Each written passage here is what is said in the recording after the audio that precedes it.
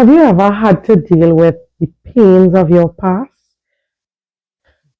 The pains of our past don't define us, they refine us. Pain is like the sand in an oyster. It irritates us, yes, but it also has the potential to create something beautiful if we let it. I always use this term beautiful pain. Our past hurts, our heartbreaks, our disappointments, they're not just scars, they're stories. Stories of resilience, of growth, of transformation. The key is not to forget the pain, but to forgive it. Forgive yourself for the mistakes you made.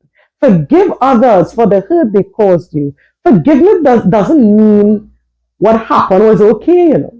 It means you're choosing to release the grip it has on your heart. I remember this thing of those words like it was yesterday. Every time I achieved something significant, it felt like I was stepping into a spotlight that quickly dimmed as those around me would cast shadows over my accomplishments.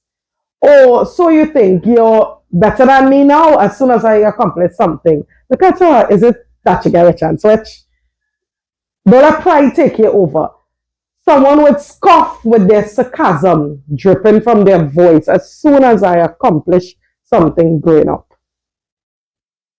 Some people would say, congrats, I guess. Another would say, rolling their eyes, as if my success was a mere inconvenience in their day. With every milestone I reach, I could feel the weight of their dismissive comments bearing me down. Or I should say, bearing down on me. I was constantly reminded that no matter what I accomplished, it was never enough for the people around me, or as we call it, my circle. That's why I don't believe in circles, I believe in corners. Find people who would chill in your corner with you. The joy of success faded into a dull ache because of the pains of my past, leaving me in a cycle of striving harder for every recognition that never came. I felt like I was trapped in a race where the finish line was constantly moving further and further away when I accomplished something. Instead of celebrating my victories, I felt compelled to keep pushing forward, chasing the next goal to prove myself worthy. But deep down, I was hurting. Each time I reached a new height, I found myself unable to truly enjoy it. In fact, I would get anxiety attacks whenever I accomplished something, as if I were conditioned to believe that something bad would happen inevitably because of what I accomplished. Following every moment of happiness, it would be like grief for me because I'll always be on to the next. It was as if the very act of success triggered an overwhelming fear that disaster would lurk just around the corner.